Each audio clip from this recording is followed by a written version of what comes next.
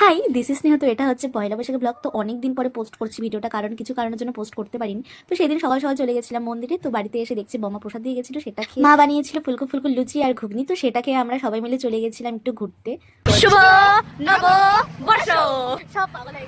আমাদের সবার প্ল্যান ছিল এই আদাবাড়ি ঘাটে যাওয়া আর রাজপাটে। তো আমি সব থেকে বেশি এক্সাইটেড ছিলাম এই রাজপাটে যাওয়ার জন্য, কারণ আমি এর আগে কখনো যাইনি রাজপাটে। আর সবার দেখেছিলাম অনেক সুন্দর সুন্দর ফটো আসে। আর সেদিন এতটাই ঠাটা পড়া রোদ ছিল আর এতটাই গরম যে উপরে সিঁড়িতে আসতে গিয়ে পুরো আত্মা শুকিয়ে এসেছিল। আর আমাদের সবার ব্যাটারি লো হয়ে গেছিল, তার জন্য একটু বসে আড্ডা দিচ্ছিলাম।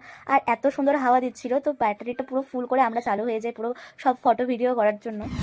আর এখানে এতটা ঢালু পেয়ে আমরা সবাই পাগলের মতো পুরো দৌড়াদৌড়ি করছিলাম আর খুব ভালোও লাগছে। তুই কিন্তু কটন খেলে কারো দম নেই উঠে। গাইস আমরা শুয়ে পড়েছি, সবার জায়গা নেই, ঘুম পেয়েছে, দুপুর হয়েছে। এখানে এতটা গরম লাগছিল আর থাকাই যাচ্ছিল না। তো আমরা এখান থেকে বেরিয়ে আসি, ভাবছিলাম আবার আদাবাড়ি ঘাটে যাবো। তো ওখানে আমি আর যাইনি, ওরা গেছিল। তো আমরা এখন গাছের নিচে বসেছিলাম, তো এখানে একদম পুরো এসির মতো হাওয়া। তারপর আমরা এখানে কিছুক্ষণ রেস্ট করে আমি চলে গেছিলাম কোচবিহারের জুডিওতে, কারণ ওপেন হওয়ার পরে আমি একদিনও যাইনি। তো ভাবলাম আজকে যাই। বাড়িতে এসে খেয়েছিলাম এগরোল আর বিরিয়ানি। তো আজকে ব্লগটা এতটুকুই, নেক্সট ব্লগে দেখা হচ্ছে। তো আজকের জন্য বাই।